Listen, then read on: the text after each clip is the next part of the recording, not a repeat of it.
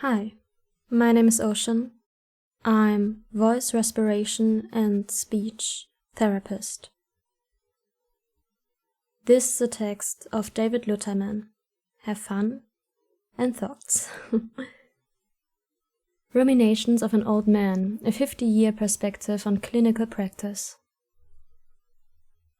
Grief is not pathology. At heart, we are grief workers.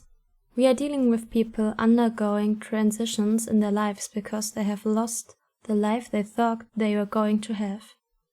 Whether this is the parent of an autistic child, or the spouse of a patient with aphasia, or the adult child of a parent who is living in a nursing home and who has a swallowing disorder. Grief is not culture-bound or disability-specific. It is endemic to disability. While many things have changed in our profession, the human equation is unchanging. We are dealing with clients who are emotionally upset, not emotionally disturbed. Grieving and the concomitant feelings are a normal response when a person is suddenly confronted with a life challenge for which there was no preparation. As a profession, we need to give ourselves permission to do the necessary grief work. While technology may have altered the therapeutic landscape, it does not bypass the need to interact with our clients on an emotional plane. Ignoring the emotional component can be perilous. When people are emotionally upset, they cannot process information well. I had to learn this the hard way as a practice diagnostic audiologist. After making the diagnosis of hearing loss in a child, my notion of counseling at that time was to give information. I rapidly developed set speeches about the audiogram, hearing aid maintenance and educational options. I gave these mini-lectures without recourse to the parent's emotional state. What I learned on subsequent evaluations, much to my dismay, was that they retained almost nothing of what I had said. They were much too upset to retain much content, and in fact, I had overwhelmed them with information and contributed to their fear and anxiety. Especially in the early stages of diagnosis, people are helped best by being allowed to grieve. I have found that people are seldom allowed to grieve, as most people conspire to make them feel better. They do this by instilling hope. They will find a cure, or by positive comparisons. It could be worse, he could have. All this serves to do is to emotionally isolate the person and deny them the freedom to grieve. What people in emotional pain often need the most is to be listened to and have their feelings validated. This is counterintuitive for most people, as the tendency is to want to take the pain away by solving the problem or distracting them. I have learned that I cannot take the pain away. These disabilities represent a loss, and that loss will always be there, despite anything I might say or do.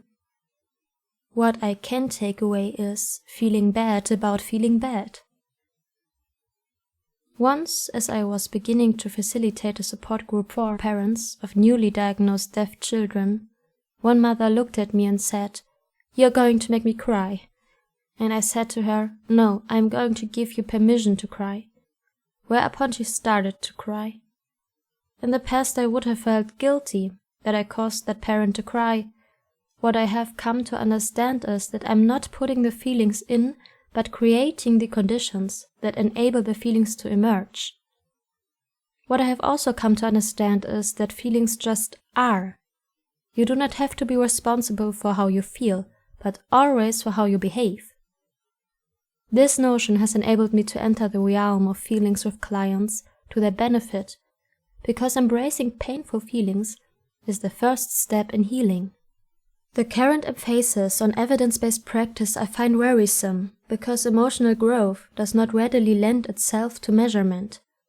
Yet it is in the emotional realm where a great deal of the action takes place. Communications are best achieved when there is both content and effect components present. I hope we can learn as a profession to balance our content counseling with our affect counseling and value both equally. Counseling is not about making clients feel good. The purpose of counseling is not necessarily to make people feel better. The entertainment industry does that. The goal of counseling should be to empower clients so that they can make self-enhancing decisions for themselves and their family members. In the course of counseling experience, painful feelings will emerge, including anger. I have always seen the emergence of the painful feelings as a positive sign because these clients are not in denial. And if I am mindful of my role, they will take ownership of the communication disorder. There can be no meaningful change without ownership of the problem by the client. This ceding of responsibility to the client is often in itself painful for clients, as frequently they prefer a passive role in the rehabilitation process, hoping and expecting the professional to fix it. Listening is our most important clinical tool. As a beginning clinician, I assumed my professional role was to give information and direction to the client, that I needed to be a very active participant in the therapeutic process. I had a lesson plan mentality with specific goals in mind, and my scripted mini-lectures were designed to ensure that clients left our encounter with information that I thought they needed. In retrospect, I can see that the set speeches and advice giving were a reflection of my own insecurities and need to limit the clinical interaction in predictable, content-based ways that I could manage. Listening to the client without a preconceived lesson plan enables the client to participate more fully in the therapeutic endeavor. It forces clients to be active in the relationship. Listening for client affect and reflecting it back enables the client to identify their feelings and express them in a safe relationship. This attenuates client isolation and validates their feelings. Listening deeply to our clients is a great gift we can give them. As I have become more self-confident in my clinical skills, I have been able to cede more and more control of the therapeutic process to the client. Learning proceeds best when the learner is an active participant in the process. Listening enables the clients to reveal themselves, allowing me to find ways to be most helpful. The client will teach us if we listen. I had to learn to cultivate the art of not doing and at the same time being present for the client. The irony here is that often the less I do, the more the client learns. Overhelping teaches helplessness. In the early stages of diagnosis, clients are usually overwhelmed and feeling very inadequate to cope with the disability. This is a critical juncture for the clinician because the tendency is to want to rescue the client from their actual and felt inadequacy. If we rescue by advice giving and taking responsibility away from the client, we can contribute to their fear and sense of inadequacy. It is very easy to teach helplessness and create the dependent client who then accepts a passive role, expecting the clinician to fix it. I have had to learn how to be responsible to my clients, rather than being responsible for them.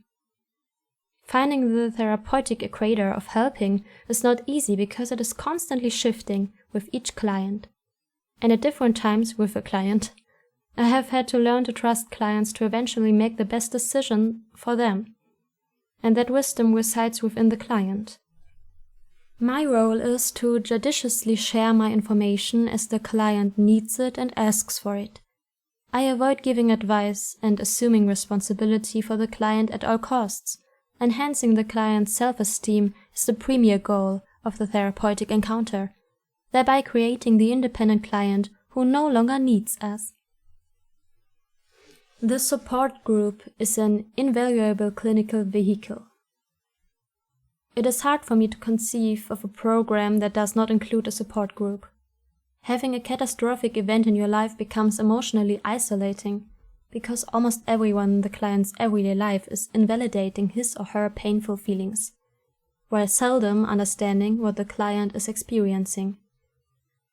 The support group is usually the one place that individuals are understood, feelings can be validated and help can be given and received.